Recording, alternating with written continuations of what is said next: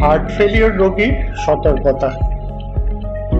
অতিরিক্ত নুন না খাওয়া, ডাক্তারের পরামর্শ অনুযায়ী জল খাওয়া, ব্যথার ওষুধ অর্থাৎ পেইন কিলার এড়িয়ে চলা, প্রেসক্রিপশন ছাড়া কোনো ধরনের ওষুধ না খাওয়া, মানসিক চাপ একেবারেই না নেওয়া, সিগারেট ও মদ্যপান না করা, পর্যাপ্ত অর্থাৎ 8 ঘন্টা ঘুম, পরিশ্রমের কাজ না করা, জ্বর বা কোনো ইনফেকশন হলে দ্রুত চিকিৎসকের পরামর্শ নেওয়া, নিয়মিত রক্তচাপ দেখা, ডাক্তারের দেওয়া ওষুধ নিয়মিত খাওয়া।